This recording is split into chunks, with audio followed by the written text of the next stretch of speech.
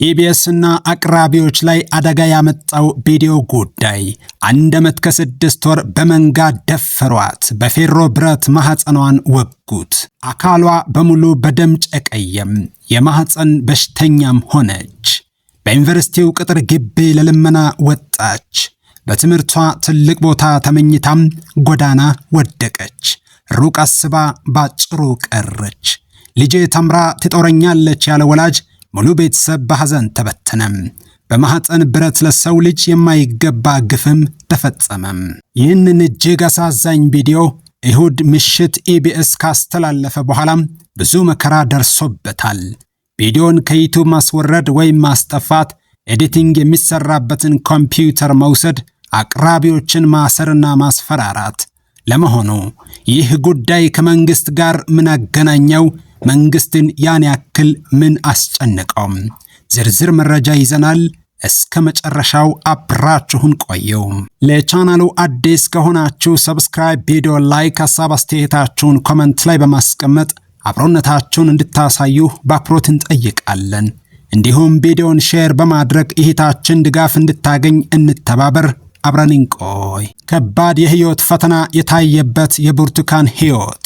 ብርቱካን ተወልዳ ያደገችው ምስራቅ ጎጃም ሲናን ወረዳ ነው።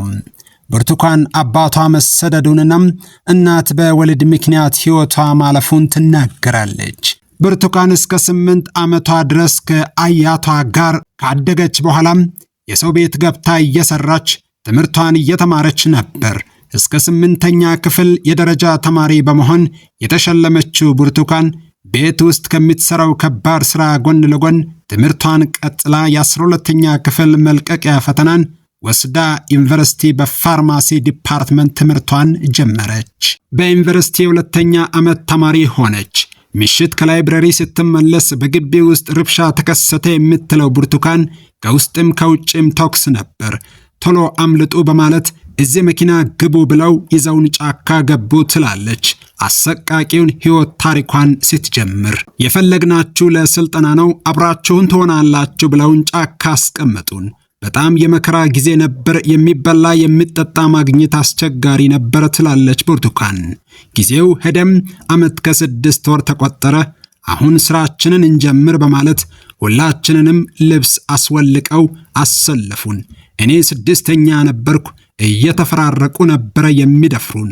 ከዛ በኋላ ሰውነቴ ደንዝዟል። የደነዘዛውን ሰውነቴን በፌሮ ይወጉት ነበረም።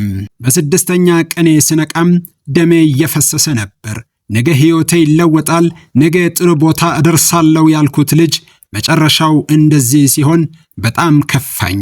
ህይወቴን በምን መልኩ ነው የሚቀጥለው? አይዞሽ የሚለኝ ሰው የለኝም። መጨረሻ ላይ የጎዳና ተዳዳሪ ሆንኩኝ ትላለች። እጅግ ልብ ሰባሪውን ታሪኳን ስትቀጥል ከተደፈረች በኋላም በማርገዟ ልጅ ወለደች። እሷም ታማሚ ናት።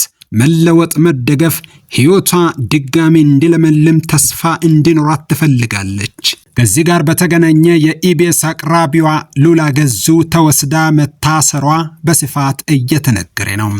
ከትላንት በስቲያ የኢቢኤስ ጋዜጠኞች ሳይቀር ስቅስቅ ብለው ያለቀሱበት ዘግናኝ ድርጊት የተፈጸመባት ሴት ራሷን መከላከል በማትችልበት ያ ሁሉ ግፍ በኦሮሚያ ክልል ተፈጸመባት። ድጋፍ እንዲደረግላት ብለው ወደ ስቱዲዮ ጋብዘው እውነቱ እንዲወጣም አደረጉ።